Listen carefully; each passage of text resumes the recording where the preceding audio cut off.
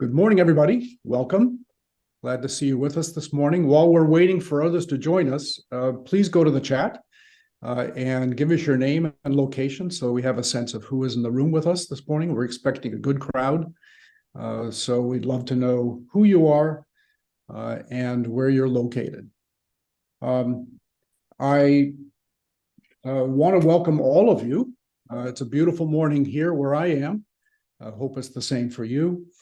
My name is Doug Dixon. I am on the Leadership Council of the Encore Network and co-facilitate our over 50 employment affinity group, which is has helped to put together today's program. The Encore Network is a coalition of leaders who champion the civic, social, and economic contributions of people over 50. And if you're not aware of us, or if you're not a member, check us out at encorenetwork.org and consider joining. A few logistics for our time together today. First of all, if you're not already, please mute yourself so that we don't have distracting background noise during the session this morning. We will be recording. We are recording. And the reason for that is to provide, both for you and for those who wanted to be here today but couldn't join us, a record of what we say and the presentations. And that will be shared in a follow-up email that you'll receive probably early next week. And that will include the slides from our keynote presenter this morning, as well as some other information that you'll see during or hear during today's session. So you don't need to make a lot of notes. That information will follow in an email. We also encourage you to make comments and ask questions using the chat. And later in the session today, which I'll mention in a moment again, we will have an opportunity to get answers to your questions. And if you provide them, if you indicate them in the chat as we go, there may be a possibility that we can address them as we during the course of our discussion, but we will reserve time at the end for your questions. Our program today begins with a keynote by Heather Tinsley-Fix, of AARP, who I will introduce in a moment. And then after her remarks, Karen Brown, who is a member of the Leadership Council of the Encore Network and co-chair of our program committee, will introduce our panel, and she will moderate that discussion. And then following the panel, as I mentioned, we'll have time for your questions. We're very excited to announce today that AARP is a sponsor of this work and our program today. They have done a tremendous amount of work in this area, one of the leading organizations providing support to employers and to older workers. We have created a guide for employers who are looking to engage older workers. And that's based in part on a lot of the work that AARP has done. There's been a ton of research over the last 10 years. Unfortunately, it's been kind of scattered. It comes from a variety of sources. The guide is an effort to bring that together in a way that makes it easy to use for employers. We are pleased that AARP is a sponsor of that work, along with the Age Friendly Institute, which runs the Certified Age Friendly Employer Program. I'm going to insert into the chat a link to the guide so that not now, but after the session today, you'll have a chance to look through the guide if you haven't already had an opportunity to do that. And now it's my pleasure to introduce Heather Tinsley-Fix.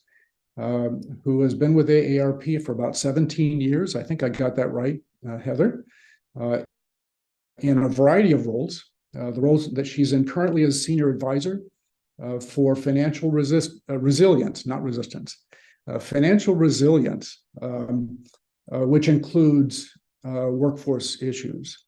And she and the people that she work with manage the Employer Pledge Program and a number of the resources that AARP has developed for both employers and older workers, and she'll tell you about that now. We're very excited to collaborate with AARP in this important work.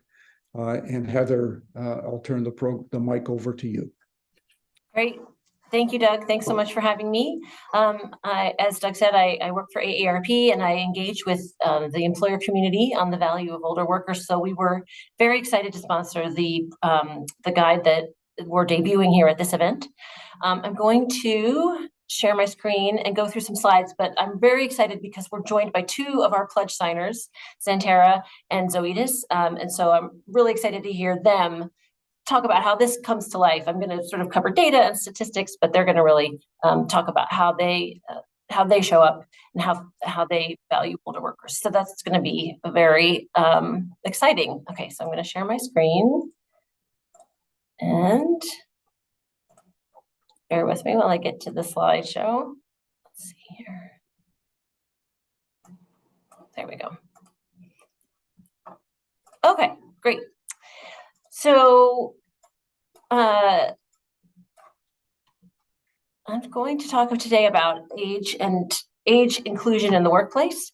You may wonder why AARP is even in this space, because we're formerly known as the American Association of Retired Persons, but we've really changed over the last 60 years. And our mission is to empower people to choose how they live as they age. So we want people 50 and over to have options to stay in the workforce as long as they like and to thrive there. One of the reasons that AARP is changing is because, of course, aging is changing. You can see from these photos that I've pulled from the internet that there is such a wide variety of experiences with aging now. The woman on the far left, this very fashionable woman on the far left, is a woman named Lynn Slater. She became a model and a fashion icon late in life. She's a professor at Fordham University, but also happens to be very stylish, and started an Instagram account and just got thousands and thousands of followers. She's written a book called How to Be Old, which is coming out in March of next year, and I'm looking forward to that. Of course, in the middle we have J-Lo. Not every 53-year-old looks like J-Lo, but you can tell that the 50 is sort of the new halfway point in our lifespans these days. We're able to stay healthier for longer, and we're all living longer as well. And then I love this picture of Mark Zuckerberg because he's now 39, and he's of that millennial generation that's turning 40. And so he and all of his millennial cohorts are aging under the protection of the Age Discrimination in Employment Act. So the face of aging is changing, and we are changing with it. When AARP was founded in 1958, you can see this is the census data for the population distribution by age and the average life expectancy. In 1960, the population graph looked like a pyramid, lots and lots of babies on the bottom. And then as you go up, fewer older folks. And you can tell here that if you have an average lifespan of mid to late 60s, which is what it was in the 1960s, you could comfortably retire at 55. And that's when AARP started. And you could have a career span of about 30 years. However, fast forward 100 years, and you can see, again, this is from the United States Census data. There, in a century of change, the population graph looks very different. Instead of a pyramid, we're looking more towards now a pillar. We know that birth rates are dropping in the United States, and that we are all living longer and staying healthier for longer, as I mentioned. And in that case, and currently, this is not 2060, but currently, average lifespan is around 78, but it will continue to rise. If our average lifespan is around 80, 85, we're going to need much longer careers in order to finance those longer lives. In addition, we know that our children, all of us who have children over the age of 7, are likely to see those children. We won't see them, but our children will likely live to be 100 or more. So longevity is changing the picture a great deal and requires a rethinking of how we approach work and learning and living. So very quickly, I just want to go through a couple of things that AARP does on what we call the work and jobs front. We are the largest advocacy organization, as you all probably know, for the 50 plus. And so we're involved at the federal level. Right now, we're looking to strengthen the Workforce Innovation and Opportunity Act, so it will better serve older job seekers with training and job placement.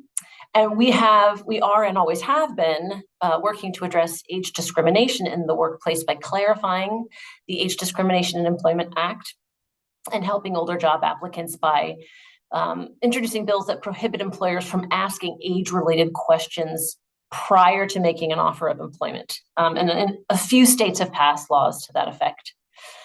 We also do a lot in thought leadership. We have kind of our flagship program is the Living, Learning, and Earning Longer Collaborative with the World Economic Forum and the OECD. And we publish a lot of thought leadership papers and work there through our collaboration with them. I'm not going to go through each of these items because we are going to be sending you these slides. So I'll let you peruse them at your leisure, but definitely we have a lot of thought leadership work that we do around the value of older workers, the value of age diversity, and so on. The work that I lead is actually to provide resources for you, for employers, which is why we're delighted, again, as I said, to work with Doug and Karen on this guide. We have an employer pledge, which has over 2,000 employers have signed in the last 10 years, which is great. We're very pleased with that, and we'd love all of you to sign the pledge, so you can see the URL there. All of our resources for employers can be found at aarp.org/employers. And there's a couple examples here. We have an intergenerational ERG toolkit and a guide to managing mixed age teams. Those are some examples of the types of resources that we produce for the employer audience, and they're all free for you to download. And then lastly, we provide resources for job seekers. Sort of the other half of the coin is equipping the 50 plus to compete in the job market of today. We have a job board, a resume advisor, and we have a skills building tool that I haven't linked here, but I can provide that link in the follow-up notes. But we cover all kinds of topics, including career change, how to age-proof your resume, those kinds of topics, how to have a LinkedIn profile to make the most of your LinkedIn profile, and so on. So I'm going through this all very quickly because I want to get to the meat of this, which is why we're here today. Why does age inclusion matter? And AARP really believes that all ages bring something to the table. And so we talk about the value of 50 plus workers as a portion of that multi-generational workforce. You can see here that the workforce is age diverse right now. There's 5 generations in the workforce, which is unprecedented, again, driven by those longer lifespans. And as a whole, the workforce is aging. So by 2060, the median age of the US population, and this applies to the median age of the workforce, will jump up to 43. Workers over 50 will make up 35% of the labor force. They currently make up 34%. So there's just a lot of age diversity and aging of the workforce. It's really important to pay attention to this group. So the labor force grew 21% over the past 20 years, and 93% of that growth, an astonishing amount of that growth, was powered by workers 50 and older. You can see here, this is an analysis from the Urban Institute. So the growth in the labor force has largely been driven by the 50 and over groups. And this is good news for employers because older workers tend to have the kind of core and uniquely human skills that are in high demand right now. I pulled this from the World Economic Forum Future Jobs Report from earlier this year. And what really struck me about this graph is that of the top 10 skills that employers across the world list as core needed skills, there's only one, and that's number 6, technological literacy. That is a tech skill. And now I want to say that doesn't mean that tech skills are not important, because they're central, but this graph really speaks to the difficulty in finding the kind of uniquely human skills that employers need to power their organizations. So things like analytical thinking, resilience and agility, curiosity and lifelong learning, empathy and active listening, and leadership and social influence. So these are all the kinds of skills that take time to develop. They develop through our working lives, through mentoring relationships. And so it's really great for the employer to note the age diversity in the labor force, because this really gets you that mix of core skills. And this is, again, from the same report. These are the top 10 core skills by reskilling emphasis, which means this is what employers are thinking they're definitely going to need. And you can see there's more hard skills listed here. Number 3, AI and big data, which is not a surprise. And things like user experience and so on. So there's more hard skills in the reskilling emphasis, but again, quite a lot of those core skills. Number 1, again, is analytical thinking. So with the age diverse workforce, what are some of the challenges? There are a lot of great benefits, which I'll end on, but what are some of the challenges? Unfortunately, we know from research that we do every 3 to 4 years that age discrimination is sort of stubbornly still there. This is from our research published in January of this year.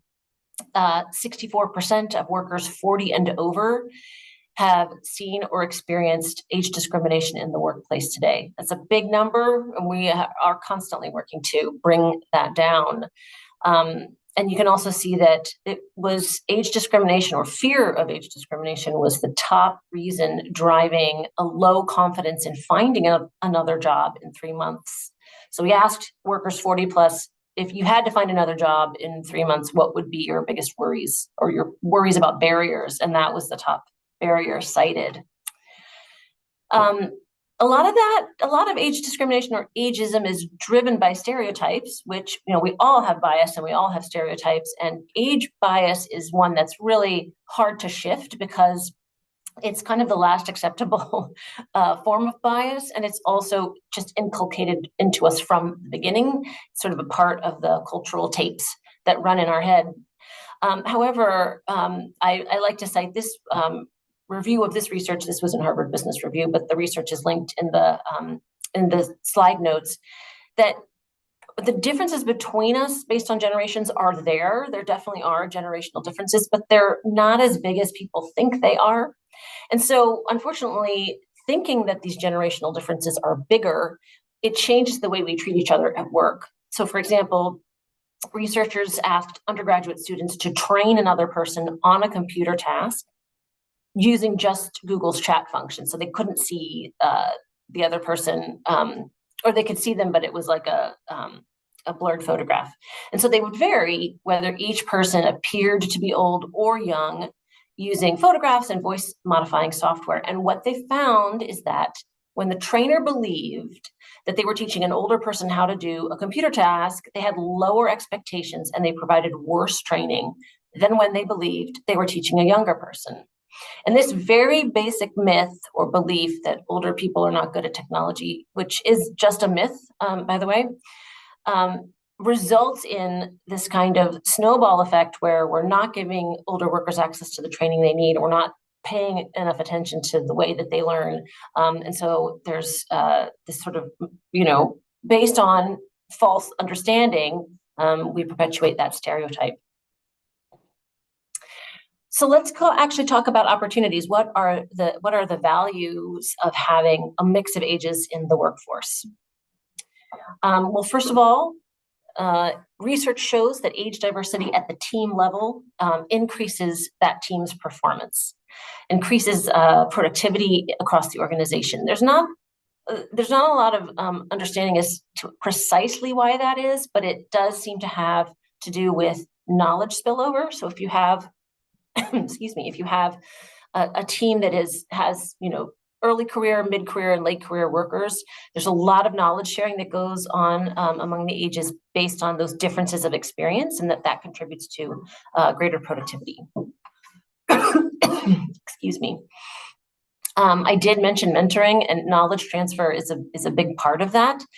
Knowledge transfer is so important as we see a wave of impending retirements. We know that that the boomer generation and the traditionalists are retiring at great rates. And so we need to capture all of the knowledge that's in their heads before they retire.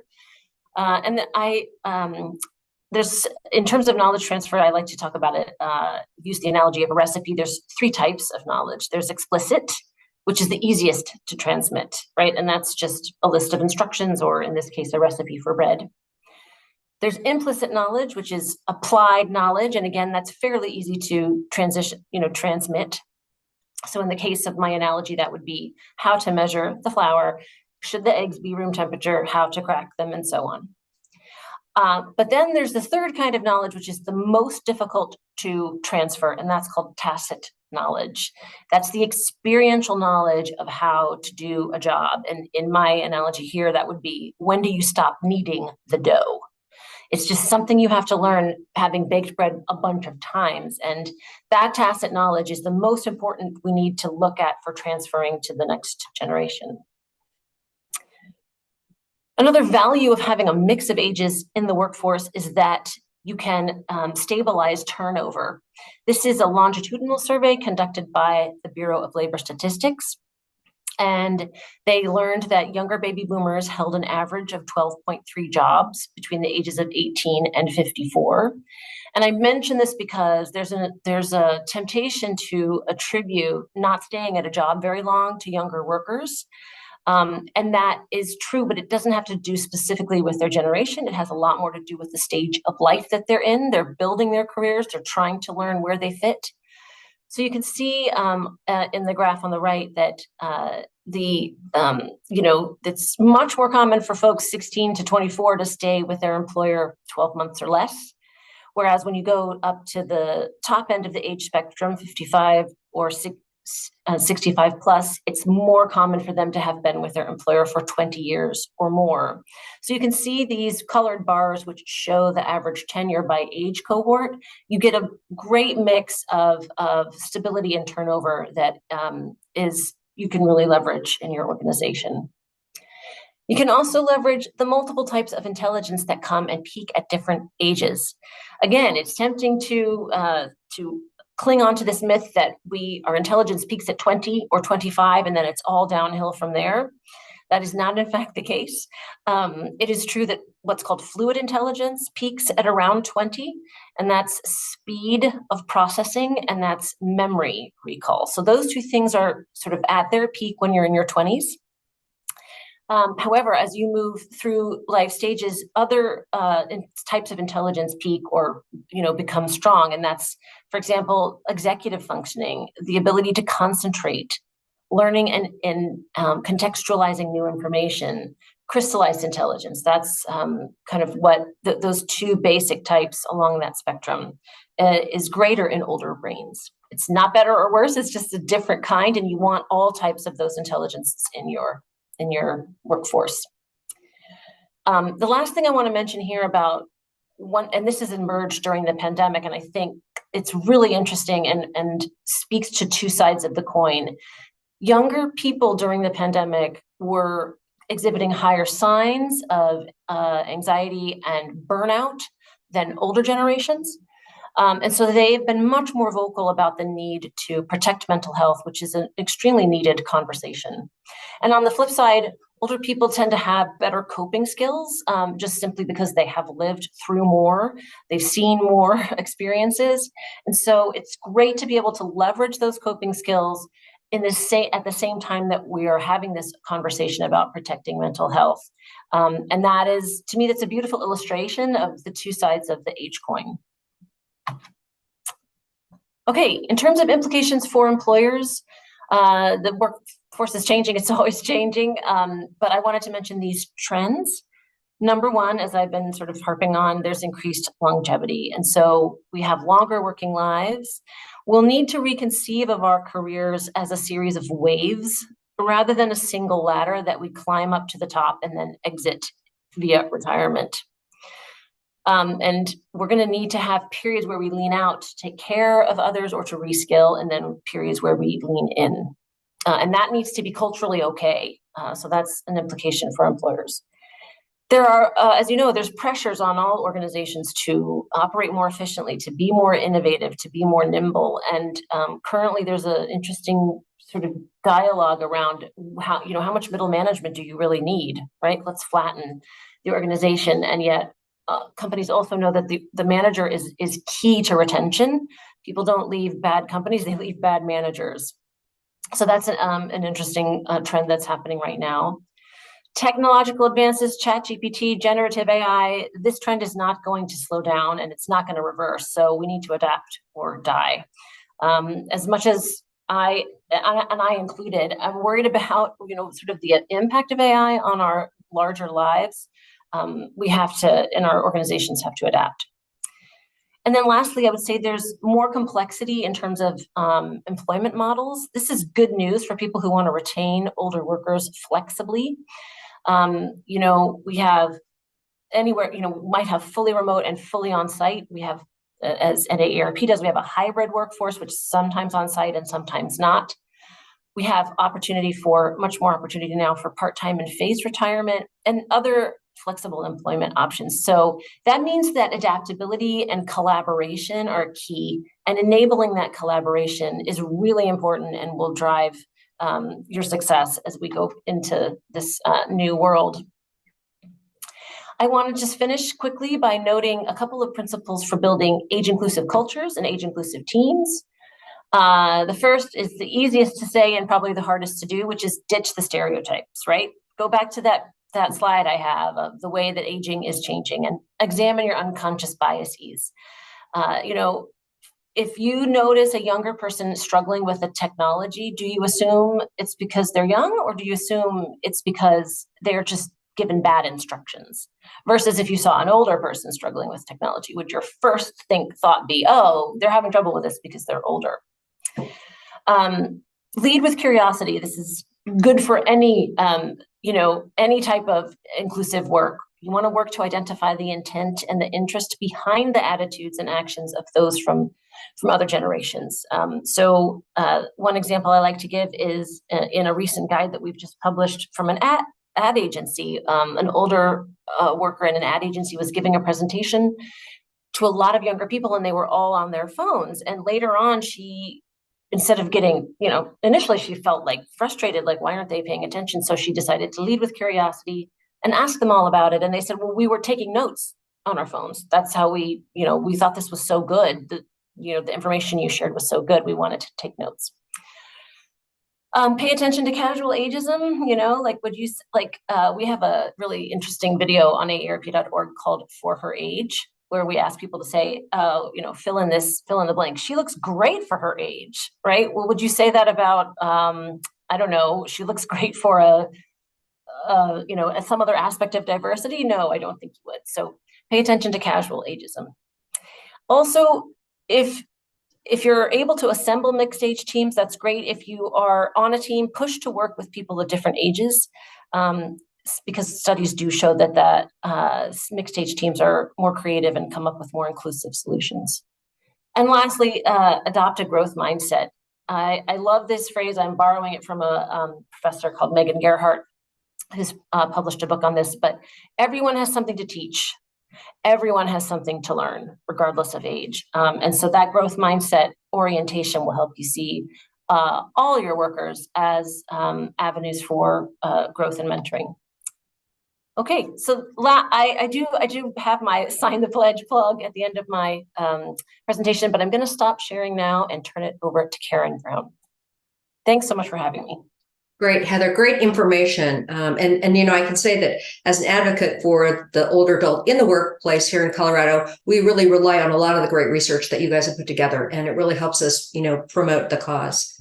I do want to thank you, Heather, for really bringing Kevin and Sal to the table to really share a little bit more about their companies and their effort to recruit and retain older workers. So I want to introduce Kevin McAvoy, who is actually the Telesupport Services Manager with Xanterra Travel Collection, and Sal Corrado, who is the head of global payroll with Zoetis.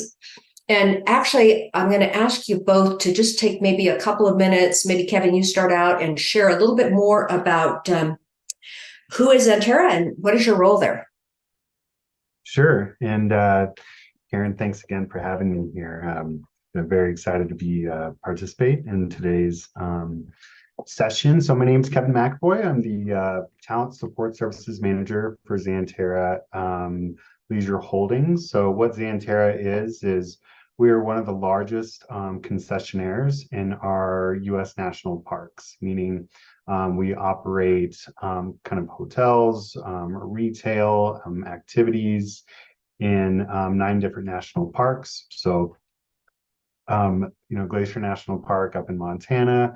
We have a couple locations in Grand Canyon National Park on the South Rim, Mount Rushmore National Memorial, Oasis at Death Valley in California, Yellowstone National Park, Zion National Park, and we have a couple of other branches where we have a cruise line and some touring companies.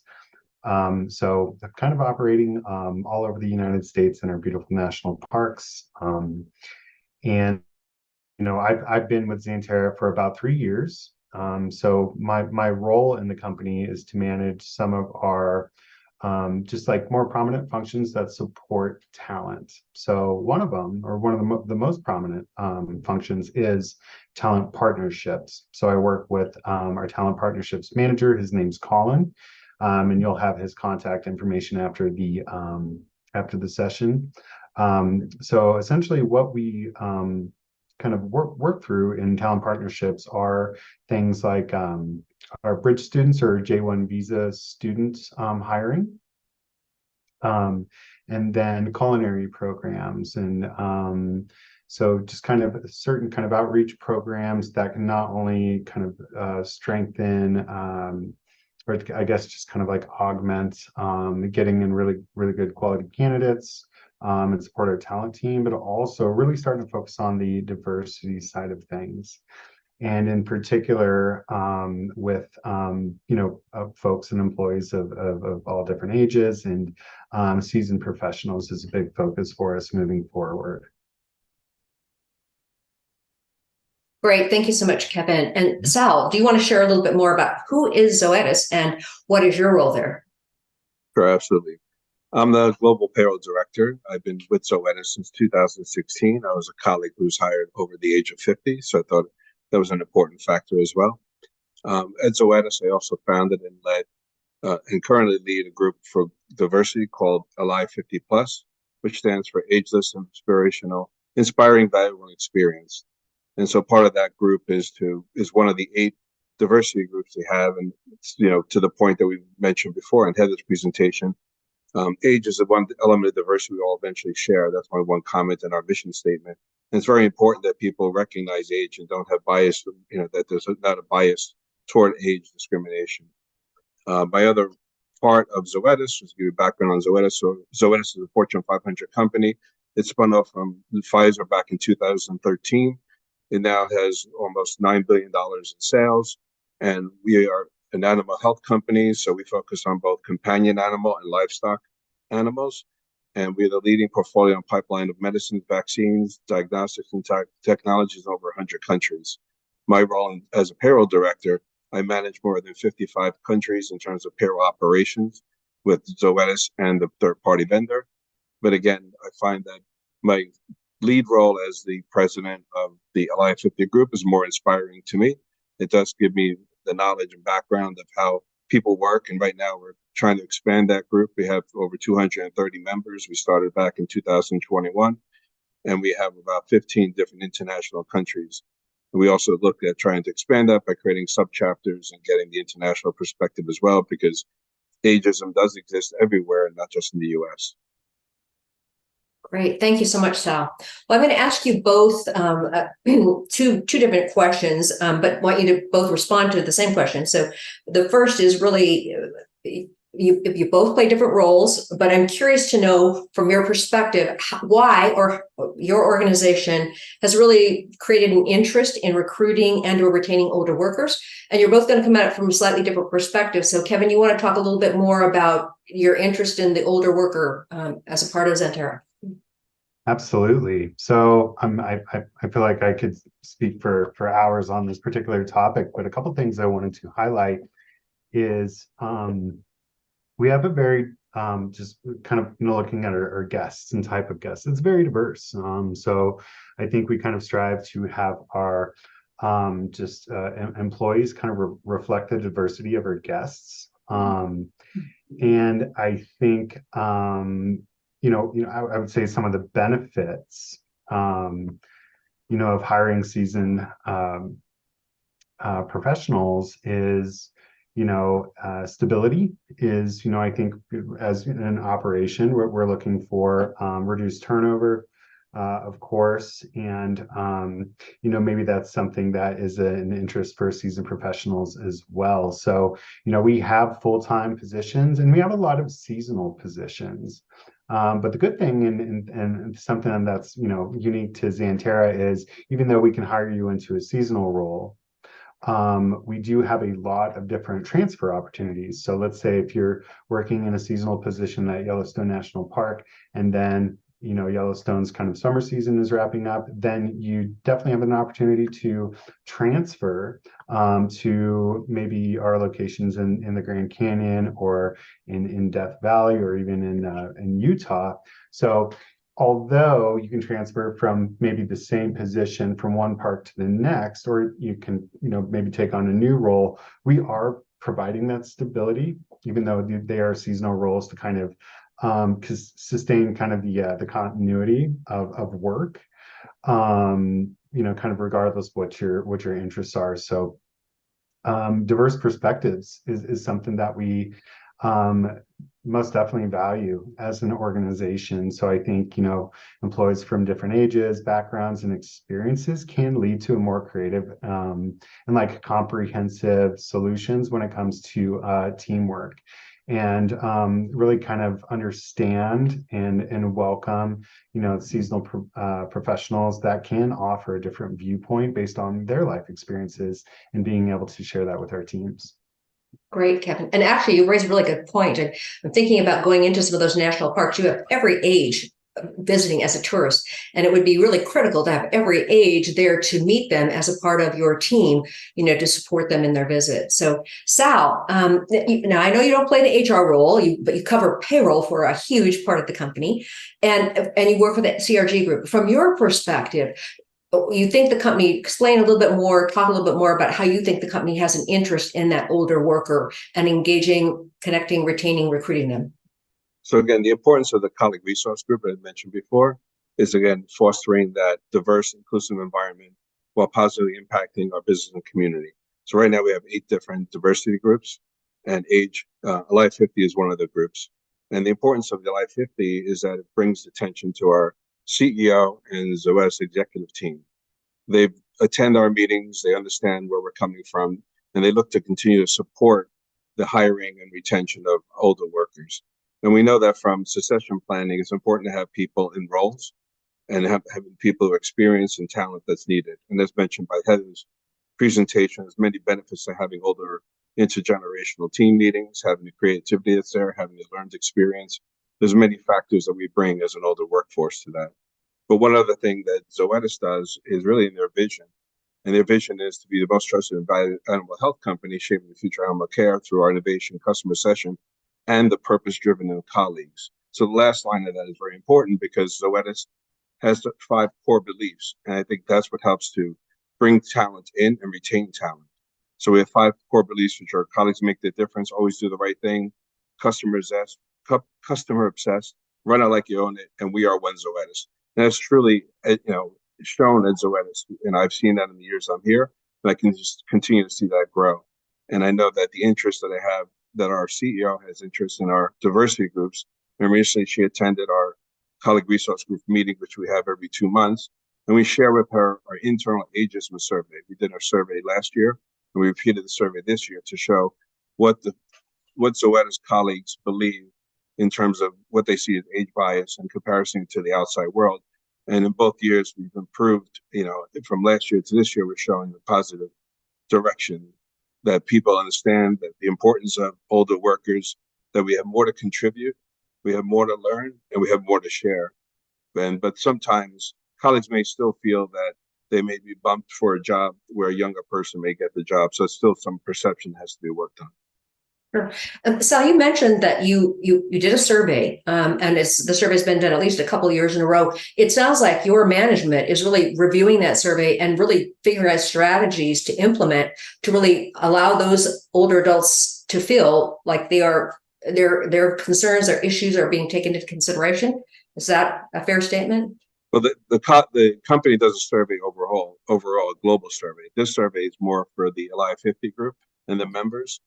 So we try to focus on what the team feels and the colleagues, the experience they've seen, what's changing. And we share that results with our CEO and the Zoetis executive team. And then we ask for their feedback on the results of the survey. So also, again, opening their awareness to age bias if it exists. Right now, it's not something that's prominent in Zoetis. We're very proud of that. So the survey helps us to kind of build the direction of where we want to focus our teams and meetings and instructional guides going forward. Right. Well, and this quote has been attributed to many people, but what gets measured gets managed. The fact that you guys are doing surveys and measuring, that's something for to be shared with management, and those things eventually get addressed and hopefully resolved.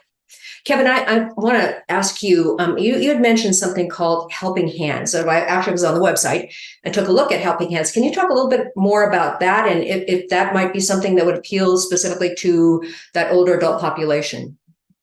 Yeah, absolutely. So I'd like to kind of start by saying a lot of our opportunities are, some of our goals for hiring is to not only, fill the position and make sure that, our operations run smooth, but it's a very symbiotic relationship between the employer and the employee, to where we really strive for the employee to enjoy our product, which is the national parks.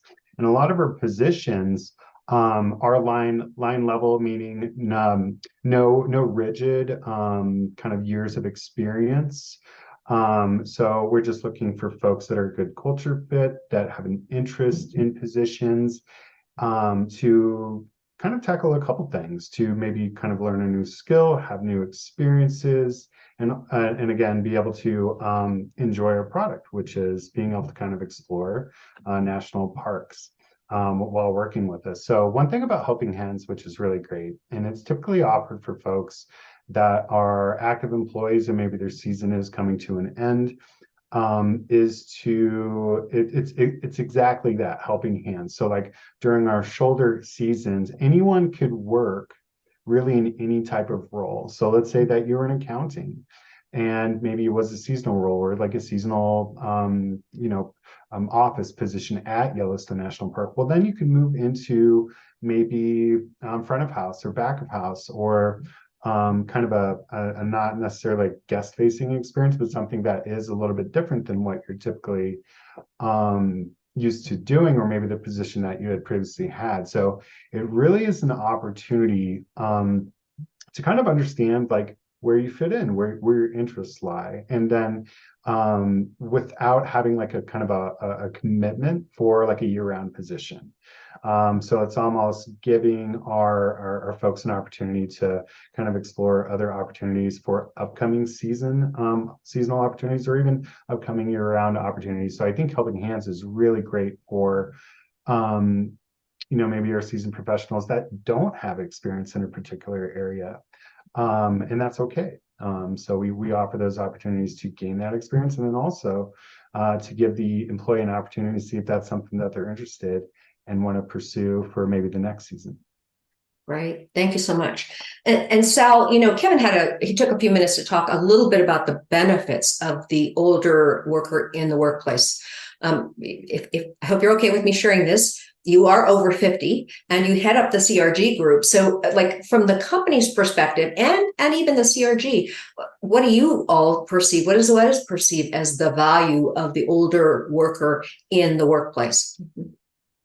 So again, I think I mentioned before that we've done the ageism survey, which kind of identifies the purpose of worker as well.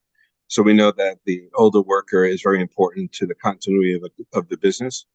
So our leadership is aware that, you know, we have talent, we have experience, we have skills that need to be retained and move forward. And we also need to bring that talent, skills, and other things externally for hiring people for specialized roles within the company. So it has many scientific roles and other roles that really look for expertise in certain areas. We also have, you know, since we have a large global presence, we need the experience in sales and marketing and other areas.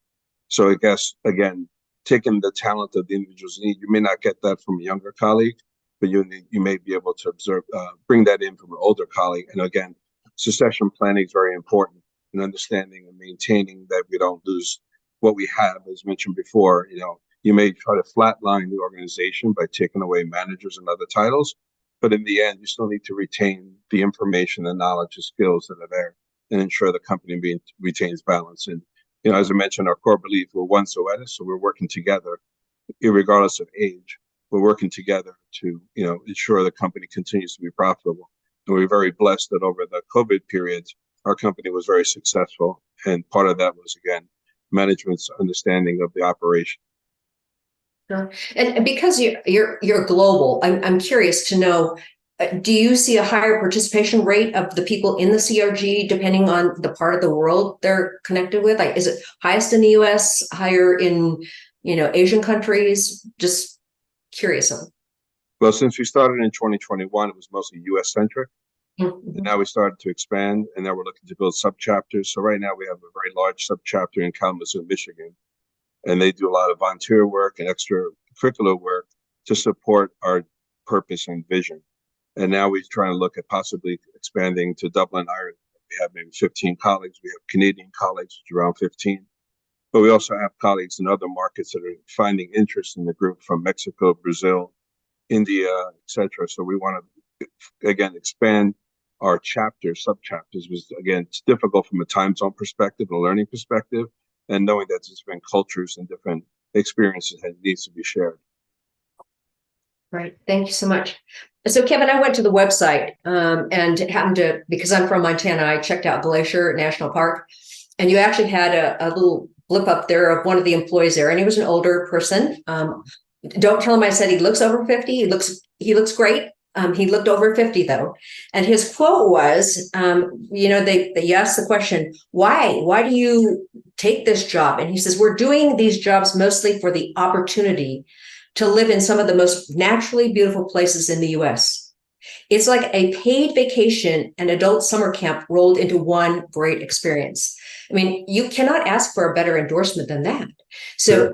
I'm curious, do you see a lot of older adults like coming into Zenterra to, you know, participate in, you know, working in either the helping hands or in just a general job? Absolutely. And I think what's kind of appealing in particular is at a lot of our locations, as far as housing goes and like employee housing, we have a lot of options for RV housing. So you can, if that's your thing and you like to RV all across the United States, you can definitely have an opportunity in a seasonal position. And with Glacier in Montana in particular, to work a season, live in your RV. If you have a partner, they can be employed with us as well. So I think that is one thing that's particularly appealing is, you know, what, regardless of your position, if it's guest facing, if it's kind of behind the scenes, you still get to kind of go home every day, so to speak, in nature, and being able to again, just kind of enjoy the product that we offer in national parks, whether that's just an evening after your shift or, you know, on your days off as well. So it's definitely appealing with kind of the RV employee housing options in particular. Sure. And Sal, I did look at your website too. You guys have a great DEI page. I mean, it actually, you know, for every CRG you actually have a special little, you know, denotation about it. I mean, you had Asian culture, you had the 50 plus. I mean, it was, as you pointed, there were 8 different ones.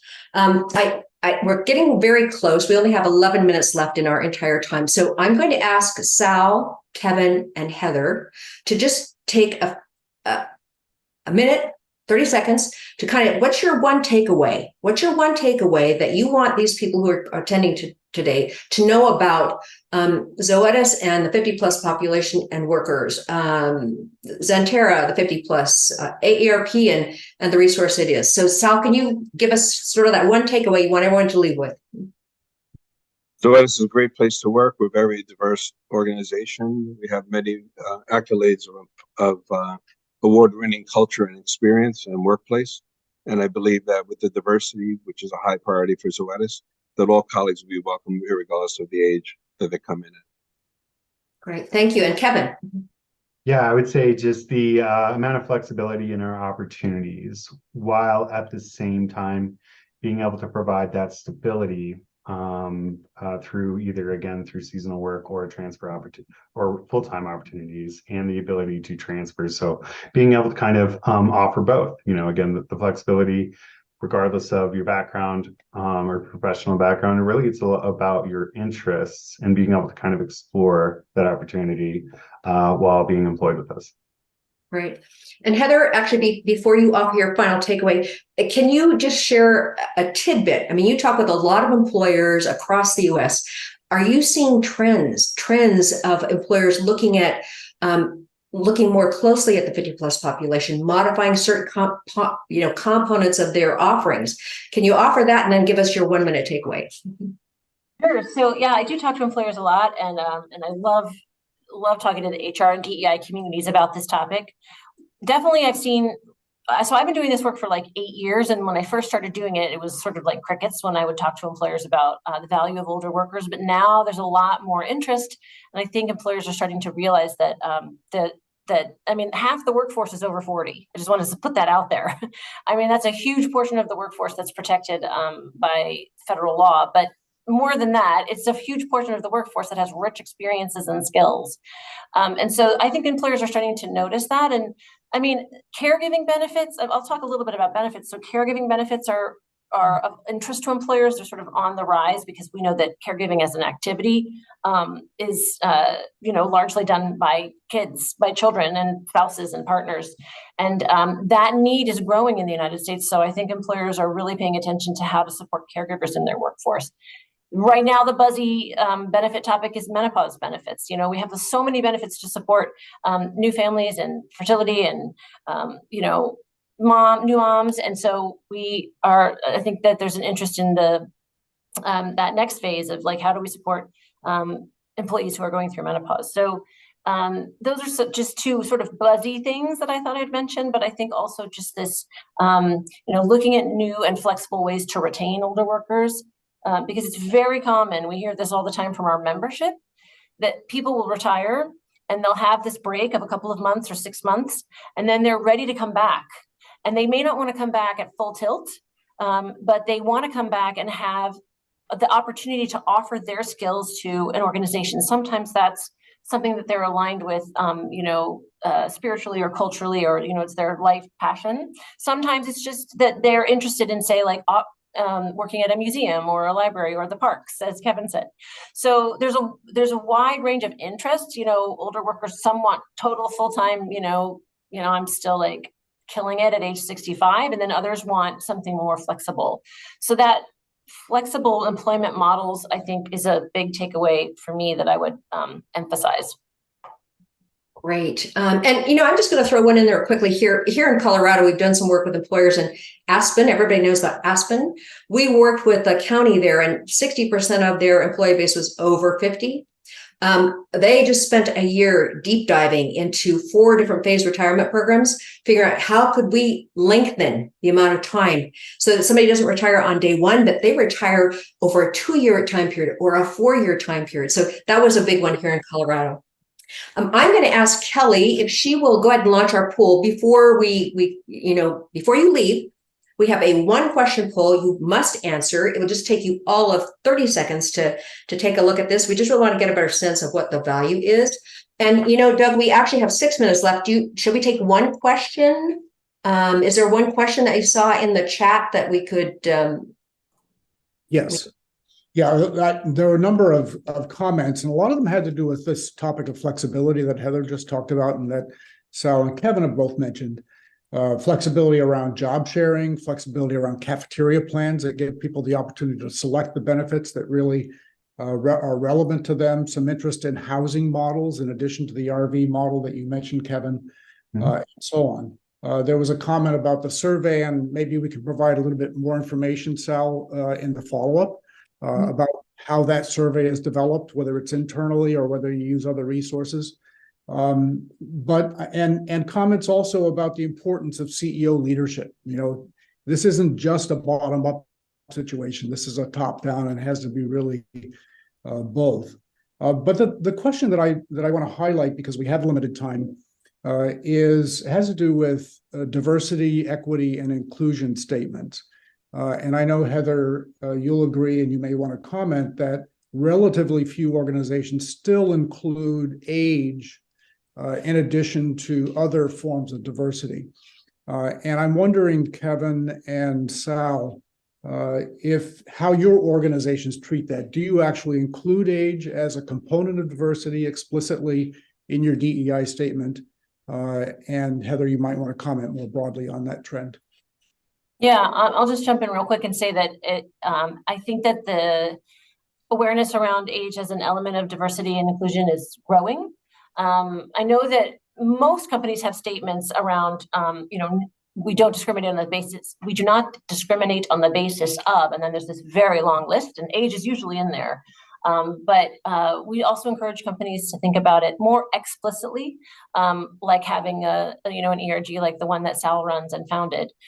So there's lots of ways you can do that without, feeling like you have to have these fully fledged and baked programs. But just mentioning it can be a great way to signal to the outside world that you value age diversity. Mm-hmm. Sal or Kevin, do you want to mention how your company treats age in terms of this explicit statement of diversity? In our diversity statement, which I shared the link, it's going to point out our diversity, equity, inclusion, focus and commitment. Focus and commitment begins with our leadership team, our diverse backgrounds, experience, and ethnicities, and demonstrating our support of our colleagues in the industry. So again, it's not going to try to isolate age as one of the areas of diversity, because we want to make sure we're inclusive in all areas of diversity. But the link I shared will, take you more into our DEI aspirations, so you can see what Zoetis looks at. Yeah, and to follow up on that, so we treat age just like any other area of diversity, and so the way that we kind of look at when you look at DE&I, so I think one thing that our sports services department with Xanterra, along with the talent our recruiters with Xanterra, is really focusing on the inclusion piece. So looking at a job description. So Carolyn had a question about how do you attract older workers without discriminating in your job posting. So we're definitely mindful of that. So I think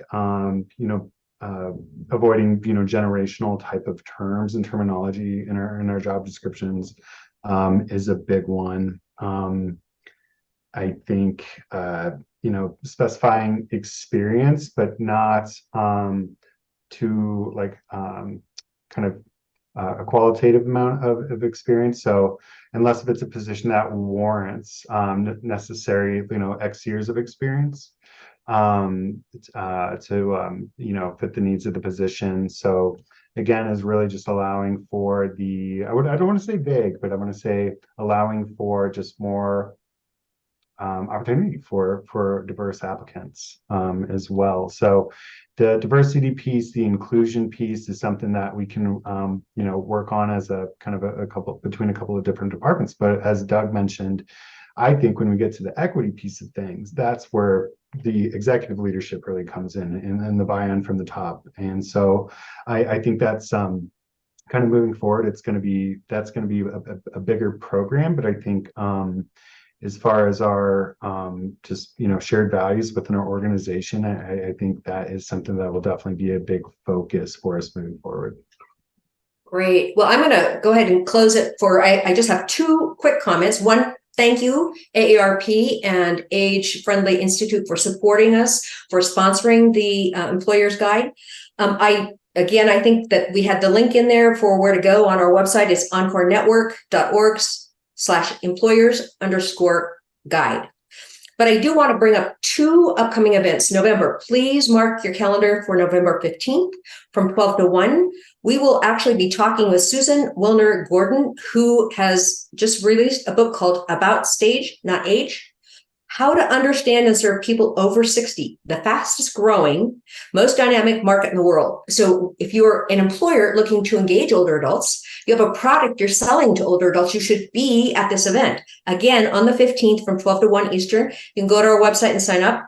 And we're actually even planning into 2022, and on February 22nd, from 12 to 1, we will have Chip Conley in. He is the founder of the Modern Elder Academy, and he has a new book release coming out on the 16th of January called Learning to Love Midlife, 12 Reasons Why Life Gets Better with Age. So that is on the 22nd from 12 to 1. Again, our website has all this information. And thank you to everybody for participating today. I see it's 11. Doug, do you have any final comments? No, I hope everybody has a wonderful afternoon. Thank you for joining us.